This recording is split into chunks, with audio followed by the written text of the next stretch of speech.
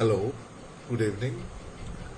So we stopped at the point where the grammar translation method was nearing the end of its tenure.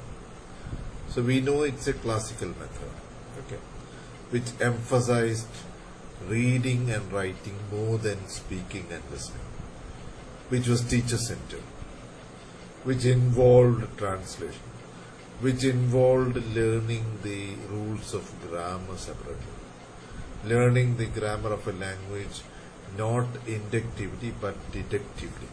Yeah, that is, you have to first learn the rules and then apply them. So this was a kind of learning that took place in the grammar translation method. Alright, and of course you use the mother tongue extensively in teaching learning. Now what is happening at the end of the 19th century? You'll see all the references. I'm not going into that. But you have a new method coming up, which came to be called the direct method. So what exactly is the direct method? The direct method involved the use of the target language for teaching. See, so if you are learning English, the teacher would use English in the classroom. You will be asked to converse in English. Of course, you do it haltingly at first. You don't have a great fluency of the language. Okay, and even when you write it, you make a lot of mistakes. But the emphasis was on using the target language, the source language, or the first language was given the go-by. Of course, its advantages in one way, because if you are pressed for communication, okay, and if you are not allowed to use the first language, there will be some pressure on you, which will enable you to do what is called brainstorm. You don't have any permission to use your first language, but you have to communicate. So you are under great pressure. So learning, of course, takes place under pressure. And in the direct method, you can see a slight switch over from written language to spoken language. Yeah, this was necessary. Why is it necessary? Why was it necessary? It was necessary because language learning was actually coming out of the academia. It was not a scholar's business anymore. So in the medieval period and after the Renaissance, for 3 centuries and more, people learned languages as a scholarly pursuit. Okay, of course, you required some language for communication, some of you. Okay, if you are going abroad to France or Italy, of course, you need some French and Italian. There were governesses who took tuition classes in these languages for the rich people. Okay, and the people took recourse to learning. But whatever they did, you must see that that kind of learning was not completely conducive to fast, immediate, and useful communication. Okay, they learned the rules of grammar, they learned them. Then when they went out to places where the language was spoken, there they improvised, they managed, they put together what they knew about the language with what they heard outside, in the streets, in a shop, in households, in their friends' households. And then they managed to pick up enough language to say that they had some French or Italian or German, whatever language they were learning. Right? So the direct method, you can say, represented a paradigm shift. Okay. And in the direct method also, the teacher was in control. The teacher was in control, the teacher was everything in the classroom. There was no change about that, of course. And probably the methods became a little student friendly, you can say. Okay. And probably more systematic. And of course, unlike in the grammar translation method, there was no translation involved. Right. Now, when we come to the next method, which is called the oral situation approach, oral approach and situational learning. Yeah. So, learning of a language took place in particular situations. In other words, there was an attempt to connect language with particular situations. You are not taught language in a vacuum. Okay. For instance, you are taught how language is used in, let us say, a public place. How language is used in a train. How language is used in an office. How language is used at the port, etc.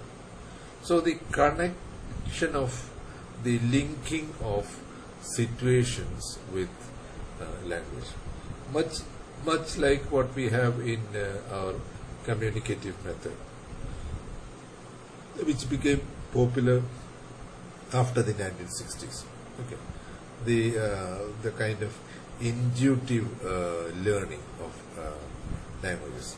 But here again, although the oral approach, the situational learning shifted its focus from written language. That's why it's called the oral approach. Okay, and here we see the play of what is called structural linguistics, Saussure's structural linguistics. Now, what you saw in the last segment, its major parameters, looking at language as structures to be learned. Okay, in two axes, the paradigmatic axis and the syntagmatic axis, putting together words. Okay, with great emphasis on the spoken language. This is very important.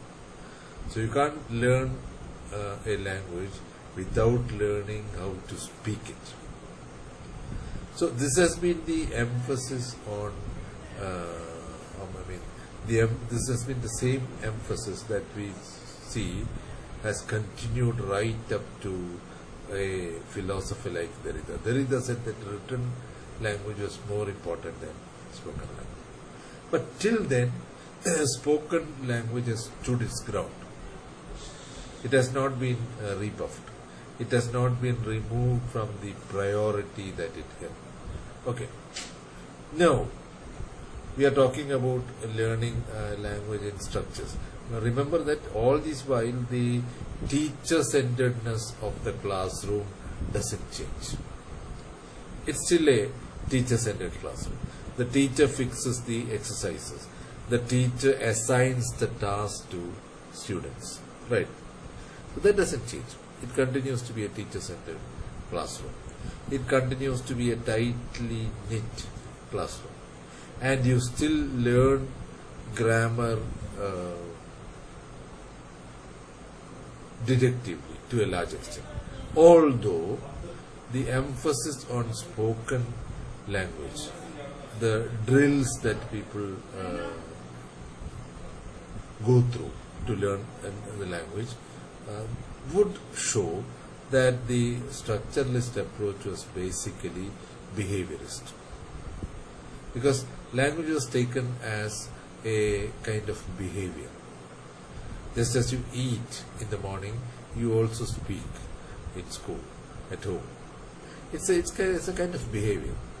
It had very little to do with knowledge, with an irrational analysis. It was just behavior. You learned language by listening to other people. Okay. So remember, Chomsky said exactly the opposite. You don't learn language by simply getting exposed to it. Yes, you need to pick up the lexis or words, but the structure is already there in your brain. You're only activating it. Language is a biological endowment, Chomsky said. Right. So here, what you are doing is, you are in behaviorist psychology. What you are doing is, you are simply imitating other people. You think you pick up certain behaviors from others. You speak like others, and you believe that what you are doing is to repeat the same sentence that you heard spoken at home or in the classroom. Anyway, this is not the case. But the oral situational approach relied upon this notion. Okay. Now, when you talk about structures of a language, you also realize that you can talk about a graded kind of structures. Okay. So, what structure is the easiest? You start from the easiest structure. Okay. What word is easy to learn? So, this was called vocabulary grading. Okay. A pedagogue like Michael West, for example, in the early 20s, there are still plenty of disciples for Michael West everywhere. So Michael West said that you had a set of words, okay, sets of words, not one, many sets of words, which you have to teach one after the other, grading, which are easier, okay, which are more difficult, which are still more difficult. Okay, so this notion of vocabulary grading, I don't think we accept this. Okay, we have what is called dynamic vocabulary. So we can't decide beforehand which words are more difficult for students. Okay, so if you ask a young boy, okay, or a girl about a word like, let us say, post, okay, or a word like delete, okay, let's say a 10-year-old boy or a girl, okay, they would say it's a perfectly legible word, okay, or platform, or social media, or WhatsApp, okay. So in the 1920s, such forays were unthinkable. They would say that such words could be taught only after the child is in its adolescence. Okay, there is a way in which words are classified as easy, and so this is a kind of fixity. Okay, fixing language. Okay, deciding beforehand what is difficult and what is easy. Okay, the more realistic method is to see which words the students are actually exposed to. So the idea of grading vocabulary, very popular in the oral approach, okay, or the situational method, has, as I said, such a problem. Okay, and the classroom was still teacher-centered. Okay, the teacher set the task. The teacher. Only thing is here, because it's an oral approach, it has more affinity to the spoken language, in tune with structuralist thinking. You know, structuralist thought that speech was more important than writing. So the emphasis was on speech, and of course, as they speak, they had to write it. And here again, precision was imposed on. Okay, in the sense that very little attention was given to language by writing. You are all to learn the standard language, the dialect which had assumed, the dialect which had achieved the position of the standard. Right. So what do we see here? We see a shift from traditional emphasis on writing to speaking, and of course all the other things came in. The precise pronunciation.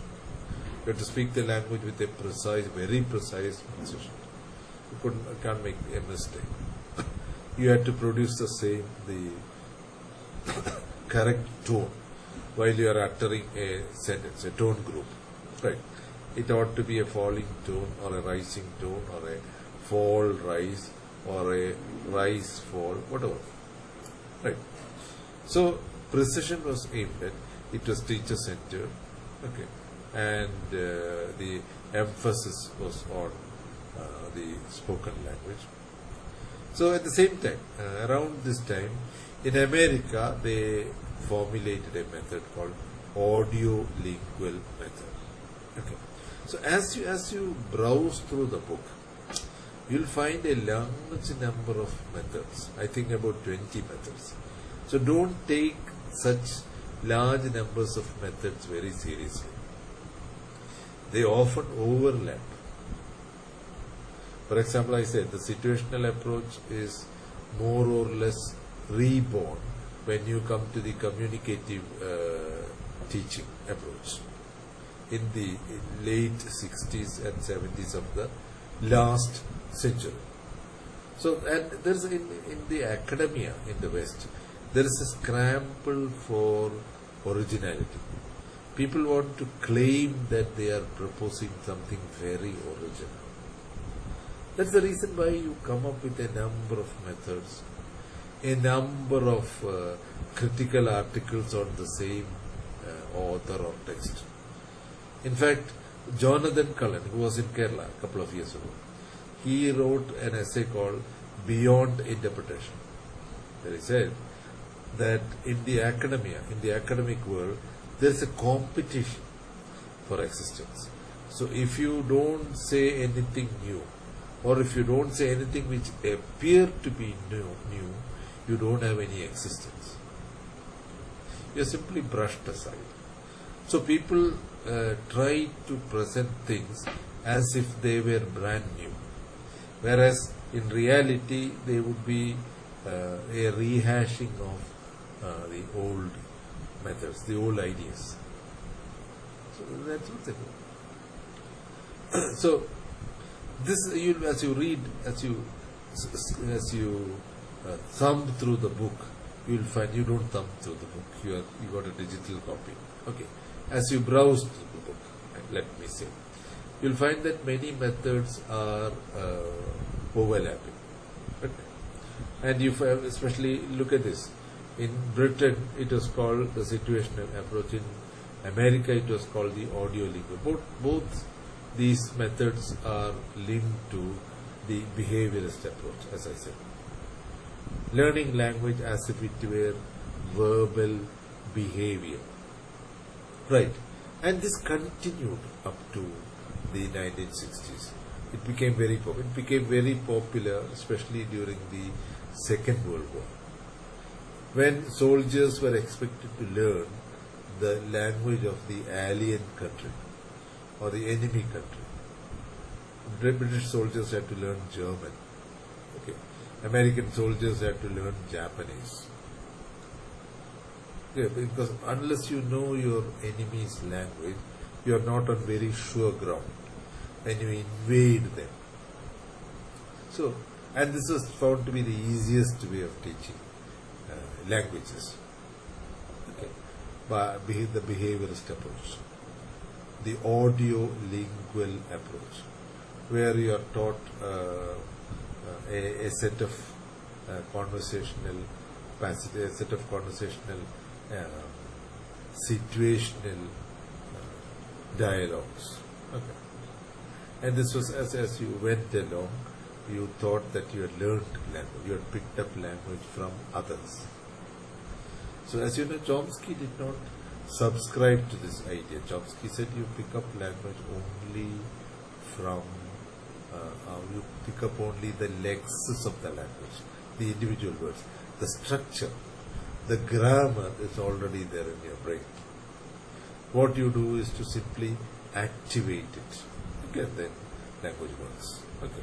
Using your rational analysis to put together the words that you have learned, or to analyze a given sentence and intuitively, not by learning grammatical rules, but intuitively to find out what kind of sentence you are listening to. Right. Okay, now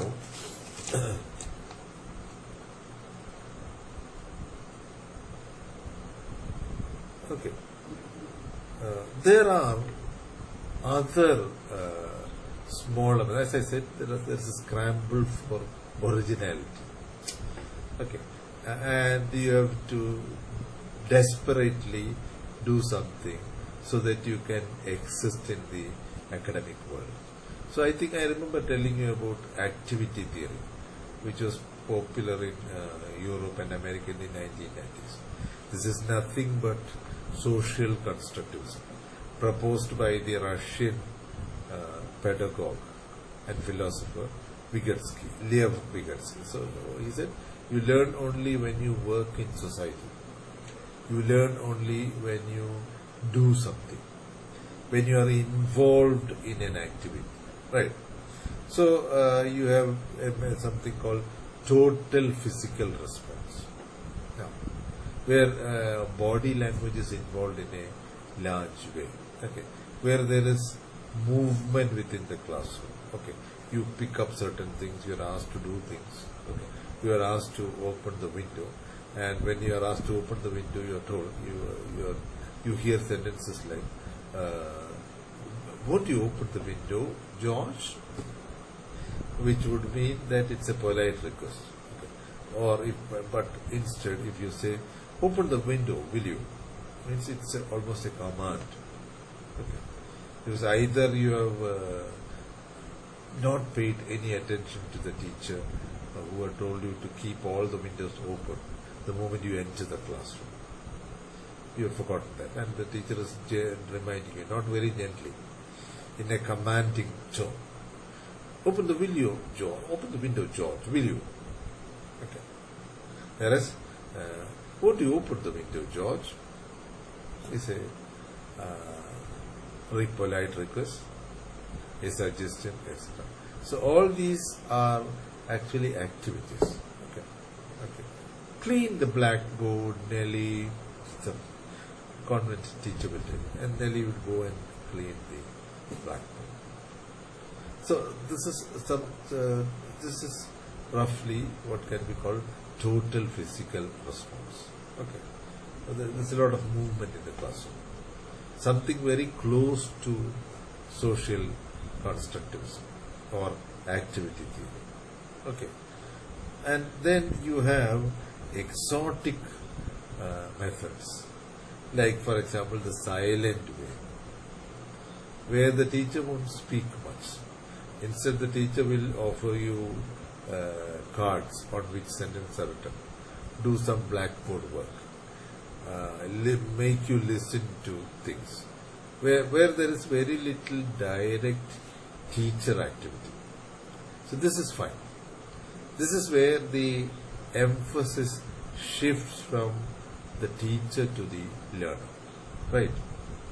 So we have been looking at methods where the teacher is at the center.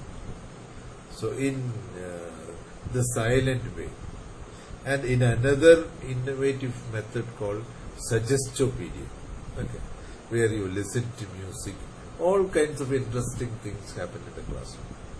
Suggest, language cues are given. It can be a conversation. Now you can make improvements on that. You can show learners a film.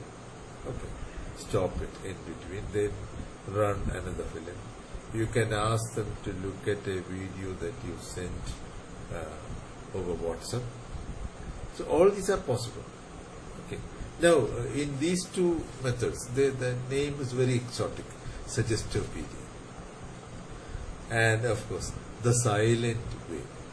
Okay, very close to the constructivist approach, where we say that students learners construct knowledge on their own, okay, with the help of more learned peers, people who are more learned, that might include teachers, of course, okay, and the surroundings, your experience,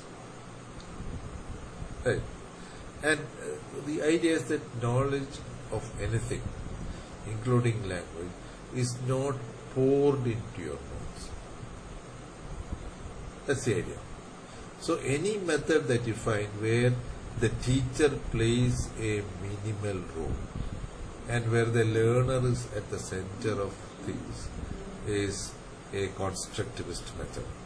And in the case of involving yourself in activities in the classroom, okay, where in a method like total physical response, what you're doing is you're actually using your body, you're actually involving yourself in an activity in the classroom. Okay. And your body language, what you do actually physically, is related to language acquisition. So you acquire language by doing certain activities, okay, and conversing about them. Yeah, that's everywhere. When you look at what we call the guest workers from other states appearing here in Kerala, working for a living in Kerala, how do they learn Malayalam? They learn Malayalam when they work. Suppose they are masons. Okay. So immediately they learn words like kallu, okay, cement, kambi, okay, velloikya, chand thekka. Chand is fine cement, unmixed cement, so on. So they learn such expressions very quickly while they are doing it. They learn it without themselves knowing. And they can't exist without Malayalam. So they do it. When a bearer in a hotel, okay, realizes that he has to make clear to the customers what is being served in the hotel. Okay. So if you say neigh roast, fine. But you may not have masala dosha. Okay. The ingredients may not be ready. So you have to say masala dosha illa. Masala dosha korchukudi vaigo, sir. Okay. It will be a little more time before you can get masala dosha. So indulging in activities. Okay. So here, what was I thinking? Yes, vocabulary selection that you find in the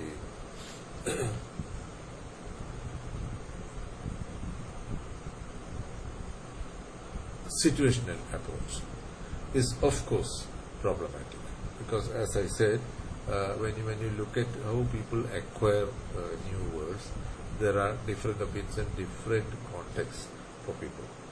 And when you look at the emphasis on spoken language and the way grammar is taught. So teaching of grammar disappeared only in the 1960s.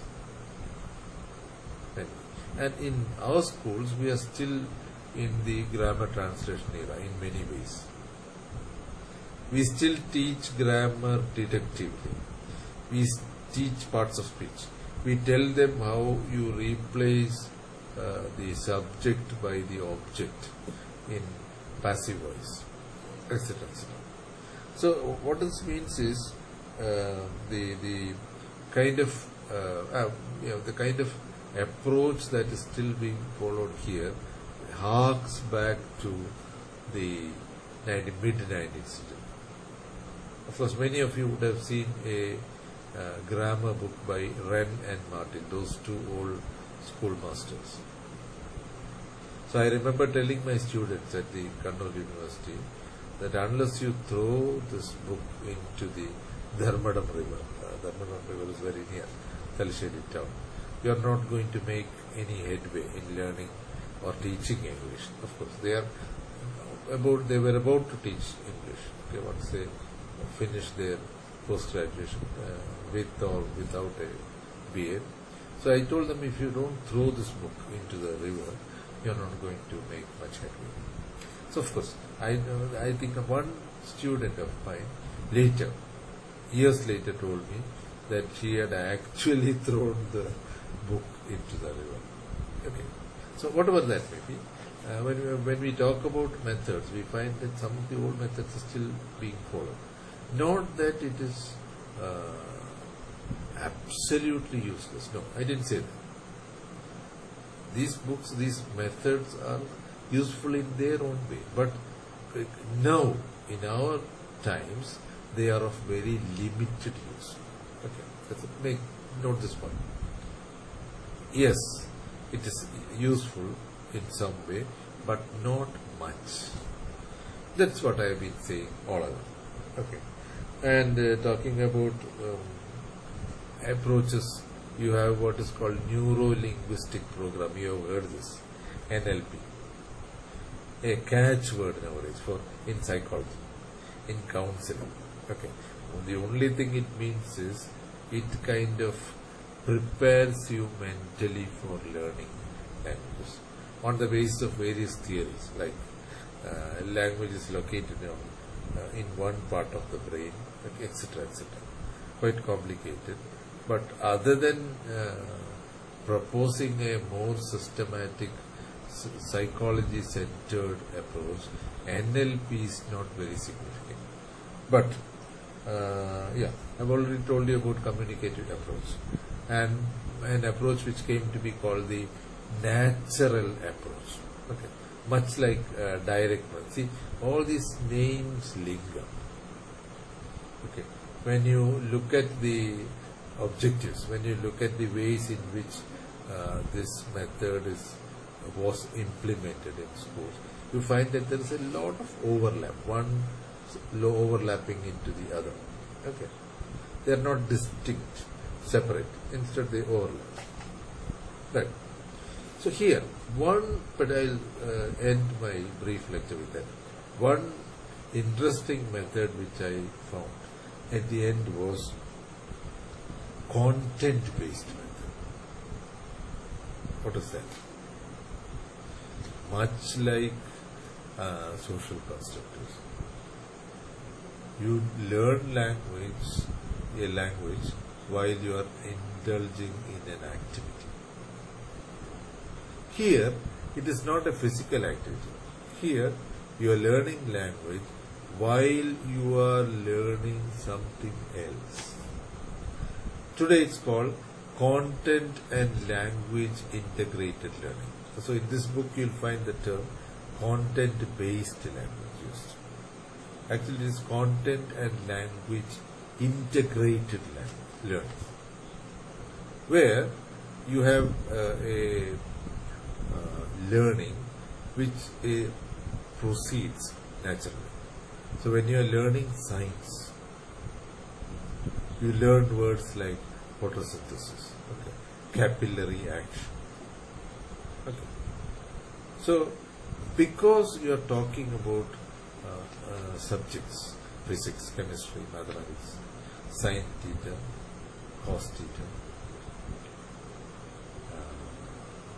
square root, all these are new words. So you are learning language. You are learning language to be used in a particular discourse. Much like English for specific purposes, what we call ESP. Okay, there are universities, colleges, which teach students to use English in a particular discipline, which is called English for specific purposes. So in CLIL, C-L-I-L, Content and Language Integrated Learning, what happens is you don't learn English separately, which is what children are doing in schools. There is a separate subject called English. Here, on the other hand, you are learning English by learning some other subject through English. English is the medium of instruction, right? So you don't learn English separately. This became popular in the European Union. The European Union is a big organization. There are 28 languages spoken. You can count them on your fingers. English, German, French, Dutch, Spanish, Portuguese, Finnish, Swedish, Hungarian, Russian, Bulgarian, Turkish, Greek, so on, so on, Albanian, Armenian, so on. So 28 languages spoken in the Soviet Union. And there was a lot of immigration from other countries.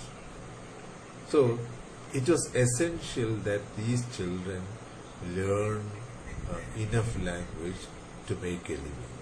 And they found that instead of teaching them the language of the country separately, they could simply be asked to learn science or mathematics through that language.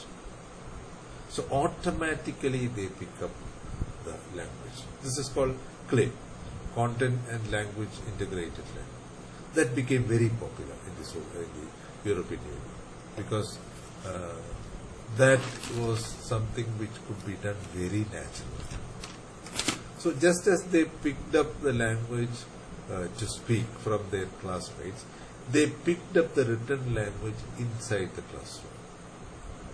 So that they could write on biology, physics, chemistry, mathematics, social sciences in the language of the country, in English, Spanish, French, German, whatever language was spoken.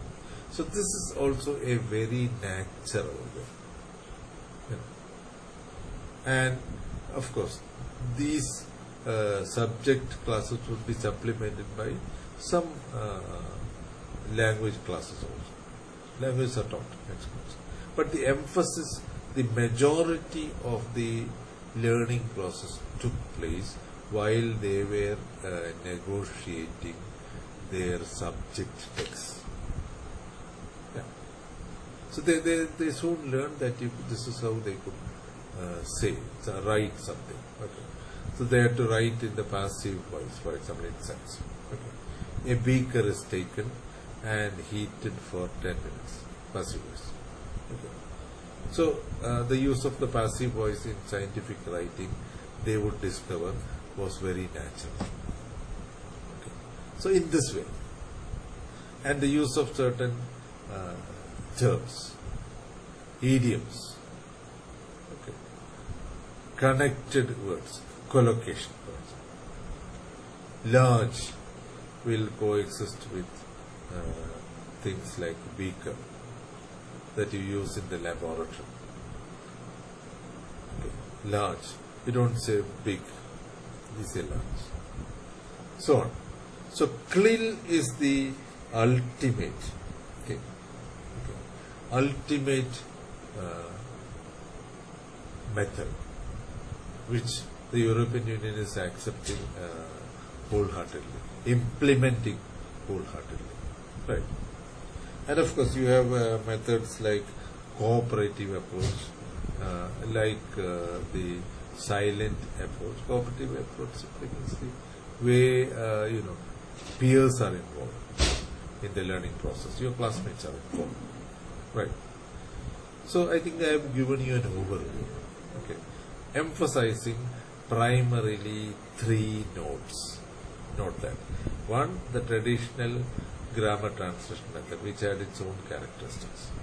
Then the reformist methods that came in between. Audiolingual method, situational method, so on. Right up to the communicative method. When the communicative method came in, the emphasis shifted from pure speech to writing, and also from behaviorism to rationalism, cognitivism. And all these other methods which we saw, like, for example, suggestibility, like the natural way, silent way. All these involve less effort from the teachers, where students have more role in learning.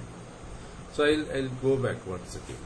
How you can classify a method. First by approach, whether it is behaviorist or cognitivist, and constructivist, or social constructors. 2, the involvement of the teacher. How much is the teacher involved? 3, what do you emphasize, the spoken or the written language? Okay. What do you teach in the classroom? Okay. How do you, how much of learner activity actually takes place?